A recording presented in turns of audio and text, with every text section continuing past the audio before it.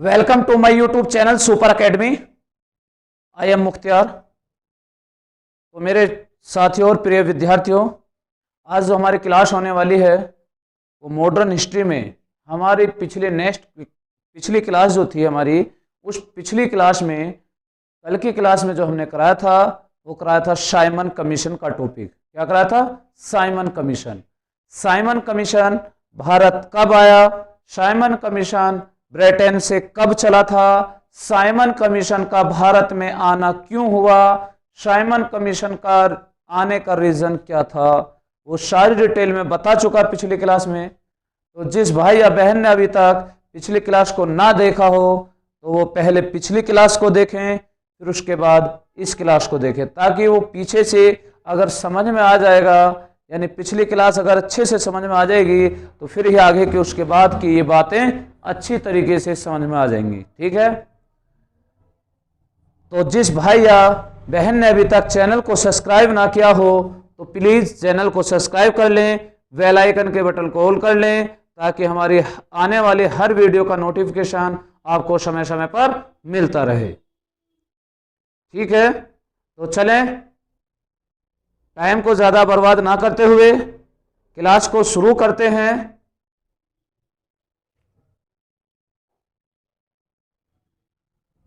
तो मैंने आपको बताया था पिछली क्लास में साइमन कमीशन के बारे में पढ़ाया था पूरा, और साइमन कमीशन, लेकिन मैं जब आपको बताया था साइमन कमीशन जब भारत आया था 1928 में,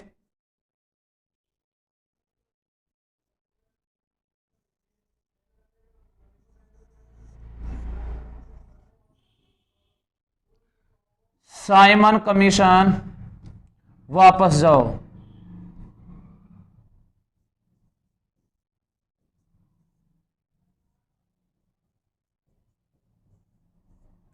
तो देखिए, मैंने आपको पूरा समझाया था, फिर मैं एक बार बता देता हूं कि पूरे भारत में साइमन कमीशन का विरोध चल रहा था। क्या? पूरे भारत में साइमन कमीशन का विरोध चल रहा था और पूरे जोरों पर साइमन कमीशन का चारों तरफ विरोध चल रहा था। लेकिन जब साइमन कमीशन मुंबई पहुंचते हैं, मुंबई से फिर दिल्ली आते हैं, और दिल्ली यानी वो चारों तरफ पूरे भारत का 2 बार भ्रमण करते हैं, यानी पूरे भारत में जब 2 बार घूमते हैं वो जब अपना निष्कर्ष निकालते हैं। लेकिन लाहौर में जब पहुंचते हैं साइमन कमीशन, तो साइमन कमीशन लाहौर में जब पहुंचते हैं तो मैं आपको बता ही रहा हूं और बता चुका हूं कि पूरे भारत में साइमन कमीशन का एक ही नारा लग रहा था, साइमन वापस जाओ, साइमन वापस जाओ, go back to Simon, go back to Simon, go back to Simon. तो साइमन कमीशन के लिए ये नारा लग रहा था। लेकिन जब लाहौर पहुंचते हैं तो लाहौर में लाला लाजपत राय भी यही नारा लगाते हुए होते हैं, और लाला लाजपत राय के साथ काफी उम्दा भीड़ भी थी, और काफी भीड़ के साथ, लेकिन वहां अंग्रेजी उस टाइम हुकूमत ही अंग्रेज थी, तो अंग्रेजी हुकूमत के टाइम ही जब साइमन कमीशन पर वापस जाने के नारे लगाए गए, तो साइमन कमीशन को जब वापस जाने के लिए कहा गया तो उसी टाइम लाला लाजपत राय पर वहां लाठी चार्ज की गई। यानी जो लाला लाजपत राय और उनके साथ जो भीड़ थी, जो उनके साथ जनता थी, जो साइमन कमीशन का विरोध कर रहे थे, तो उस टाइम पुलिस ने उन पर सब पर लाठी चार्ज कर दी। क्या कर दी? लाठी चार्ज कर दी। जो उस लाठी चार्ज में ही लाला लाजपत राय घायल हो जाते हैं, और इतने बुरी तरह घायल होते हैं कि वह 1 महीने बाद ही उनकी मृत्यु हो जाती है। लेकिन जब 1 महीने बाद मृत्यु होती है तो जब लाला लाजपत राय घायल होते हैं, क्योंकि उनके सर में भयानक चोट आ गई थी, और जो पुलिस अधीक्षक था, उस पुलिस अधीक्षक का क्या नाम था? तो उसका नाम था सैंडर्स। क्या नाम था? सैंडर्स। अब ये सैंडर्स था जिसने लाला लाजपत राय पर लाठी चार्ज की थी। क्या? लाठी चार्ज जो की थी वो ये लाला लाजपत राय पर जो लाठी चार्ज की थी वो पुलिस अधीक्षक कौन था? सैंडर्स। लेकिन जब सैंडर्स ने लाठी चार्ज की और वो बुरी तरह घायल हो गए और उनकी मृत्यु हो गई। मैंने आपको बताया था भगत सिंह अपना गुरु मानते थे किसको? लाला लाजपत राय को। तो लाला लाजपत राय का बदला लेने के लिए भगत सिंह और सुखदेव और राजगुरु, भगत सिंह, सुखदेव और राजगुरु ने 1928 ईस्वी में सैंडर्स की हत्या कर देते हैं। तो देखिए मैं आपको लिखवा रहा हूं एक सवाल के तौर पर या सेंटेंस के हिसाब से लिखिए।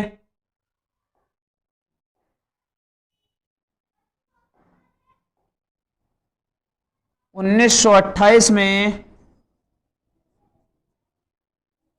1928 में भगत सिंह, चंद्रशेखर आजाद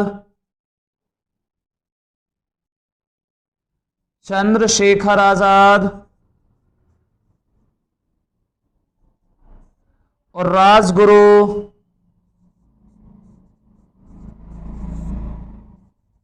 राजगुरु ने पुलिस अधिकारी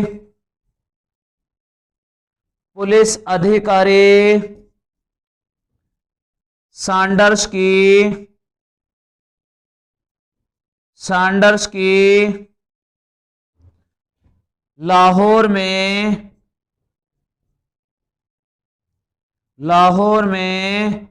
हत्या कर दी। इनका हत्या करने का क्या रीजन था?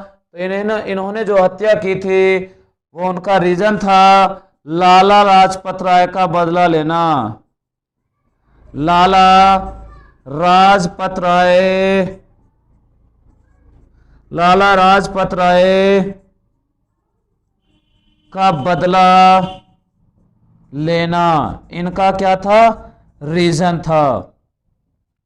और 8 अगस्त, अब ये यानी भगत सिंह, चंद्रशेखर आजाद और कौन? राजगुरु, इन तीनों ने किसकी? एक पुलिस अधिकारी था सैंडर्स, उसकी लाहौर में हत्या कर दी। कब कर दी? 1928 ईस्वी में उसकी हत्या कर दी। अब इसकी हत्या कर देते हैं, लेकिन हत्या करने के बाद फिर इन्हें भगत सिंह, इन तीनों को फांसी की सजा भी दी जाएगी, लेकिन वो 1931 में दी जाएगी। कब? 23 मार्च 1931 में। लेकिन अभी तो हम 1928 की बात पढ़ रहे हैं, वो भी आगे चल के मैं बताऊंगा, अभी जब कंटिन्यू बराबर पढ़ते रहेंगे। लेकिन जब इन्होंने यहां लाहौर में इसकी हत्या कर दी, क्या? लाहौर हत्याकांड के नाम से इसे जाना जाता है, जो सैंडर्स की हत्या की गई थी। इसके बाद 8 अप्रैल 1929 ईस्वी में भगत सिंह और बटू केशवर दत्त ने दिल्ली के विधानमंडल में बम फेंका था। और उस बम फेंकने का रीजन क्या था? उस बम फेंकने का रीजन ही यही था कि अंग्रेज हमारी तो ऐसी बात सुन नहीं रहे, लेकिन अब अंग्रेज हमारी बात मानेंगे। तो लिखिए नोट करके।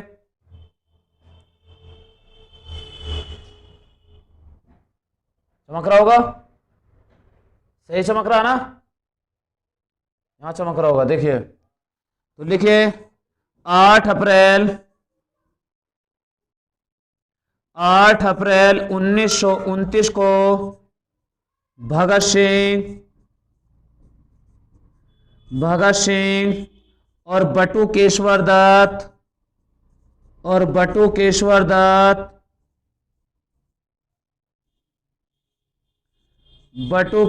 दत्त ने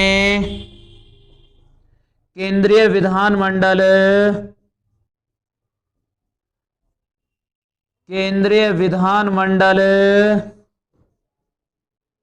में बम फेंका। केंद्रीय विधानमंडल में बम फेंका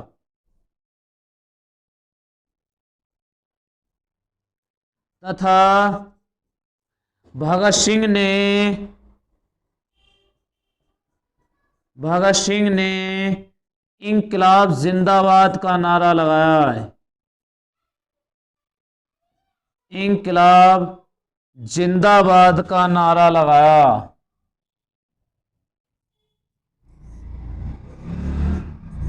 इंकलाब जिंदाबाद। तो 8 अप्रैल 1929 को भगत सिंह और बटुकेश्वर दत्त ने केंद्रीय विधानमंडल में बम फेंका और भगत सिंह ने ही वहीं इंकलाब जिंदाबाद का नारा लगाया था। अब देखिए इनका बम फेंकने का रीजन क्या था।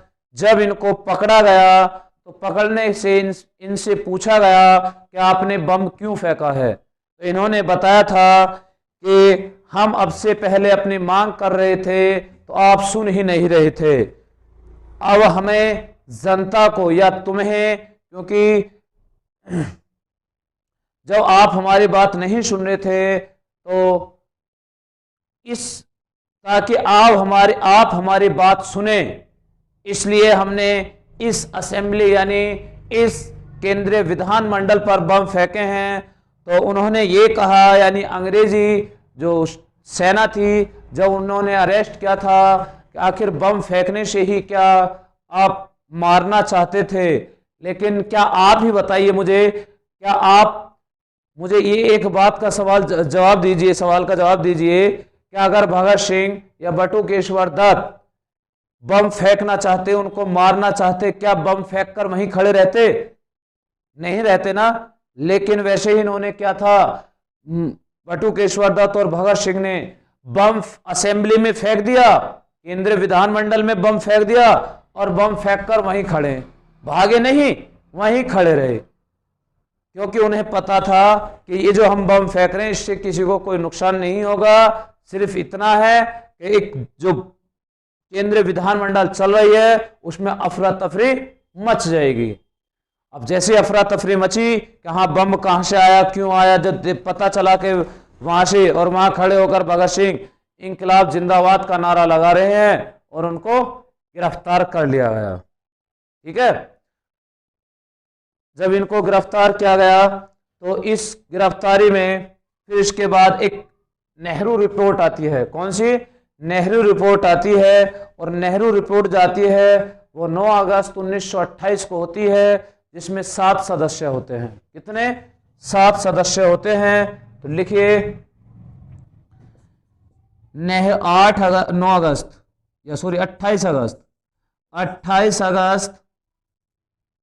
8 अप्रैल, इसका ध्यान रहा, 28 अगस्त 1928 को। तो ये मत देखना ये 29 में ही है, ये बात सही है और ये भी बात सही है, क्योंकि बटुकेश्वर दत्त और भगत सिंह ने केंद्रीय विधानमंडल में बम फेंका था 8 अप्रैल 1929 को, लेकिन नेहरू रिपोर्ट जो बनी थी वो बनी थी 28 अगस्त 1928 को। तो 28 अगस्त 1928 को एक नेहरू रिपोर्ट तैयार हुई। क्या? नेहरू रिपोर्ट तैयार हुई। उस नेहरू रिपोर्ट में कितने सदस्य थे? 7 सदस्य थे। कितने सदस्य थे? 7 सदस्य थे। और फिर 1929 में पूर्ण स्वराज की मांग की गई। किसकी? 1929 में पूर्ण स्वराज की मांग की गई थी। और ये पूर्ण स्वराज की मांग जो की थी, ये किसने की थी? पंडित जवाहरलाल नेहरू। किसने? पंडित जवाहरलाल नेहरू ने ये मांग की थी। बात समझ में आ रही होगी सभी को। इसके बाद हम चलते हैं नमक कानून। किस पर? नमक कानून।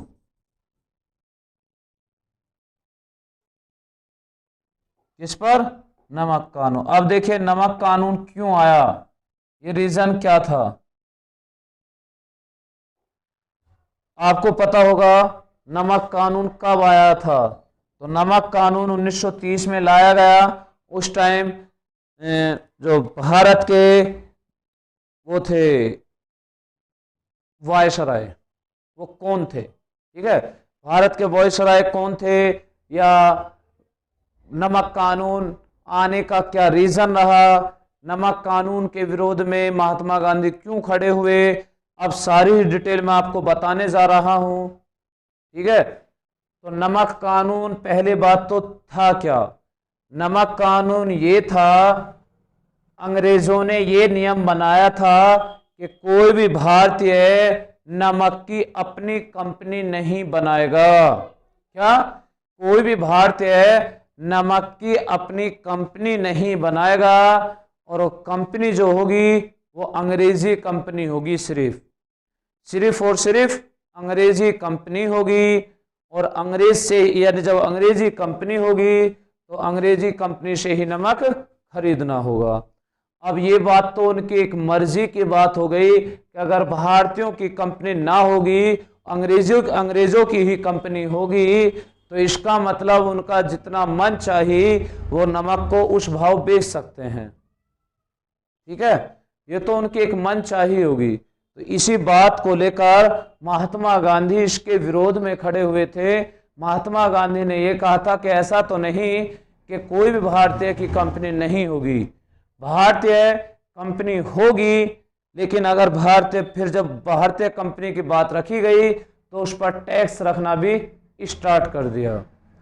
ठीक है, तो मैं आपको बताने जा रहा हूं नमक कानून, जो महात्मा गांधी इसके नमक कानून के विरोध में खड़े हुए, वो कब से खड़े हुए, उन्होंने अपनी यात्रा शुरू की थी, कितने अनुयायियों को लेकर यात्रा शुरू की। तो महात्मा गांधी ने 12 मार्च,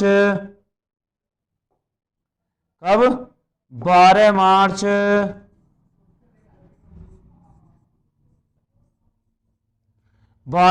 1930 को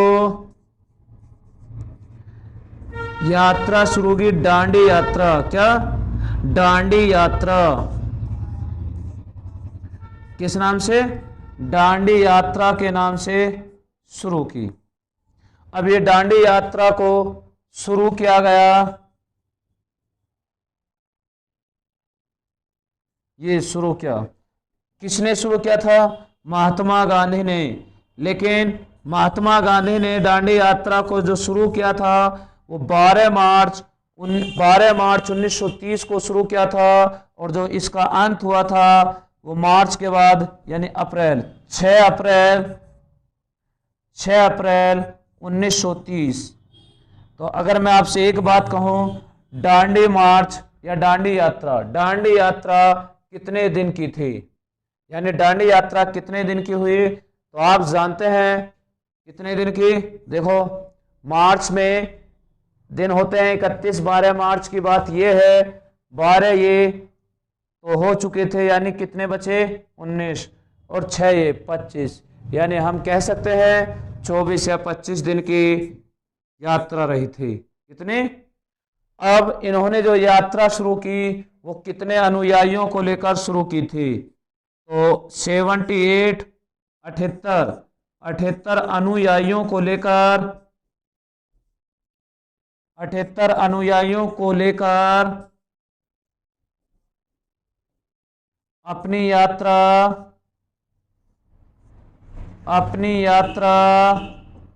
शुरू की थी, अपनी यात्रा शुरू की थी। बात क्लियर। अब जो इन्होंने 78 अनुयायियों को लेकर अपनी यात्रा शुरू की थी, वो कहां से शुरू की थी, वो शुरू की थी गुजरात के अहमदाबाद से। कहां से शुरू की थी, गुजरात के अहमदाबाद से शुरू की थी।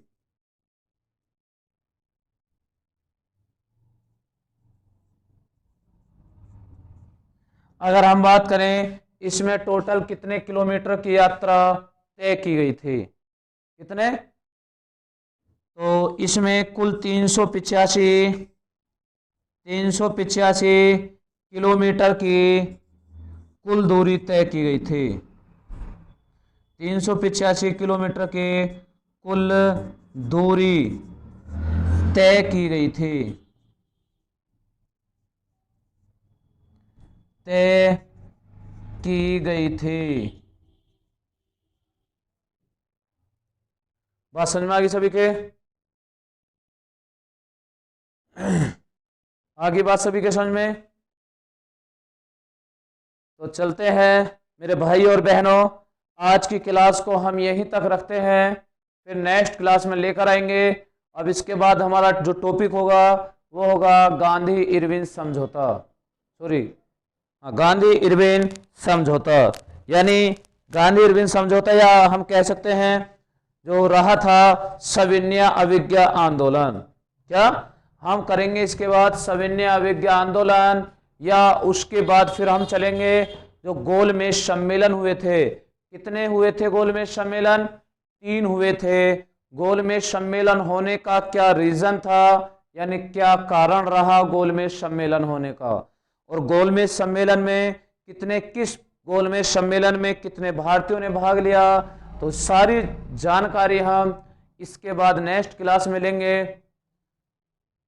तो चलते हैं, आज क्लास को यही समाप्त करते हैं, ठीक है? तो मेरे प्यारे भाई और बहनों, क्लास को ज़्यादा से ज़्यादा शेयर करो, वीडियो को लाइक करो, कमेंट करो, ठीक है? जितना ज़्यादा से ज़्यादा हो सके वीडियो को उतना ज़्यादा से ज़्यादा फैलाइए मेरे भाइयों, जितना ज़्यादा से ज़्यादा हो सके, ठीक है? तो चलते हैं, फिर मिलते हैं नेक्स्ट क्लास में। तब तक के लिए जय हिंद, जय भारत।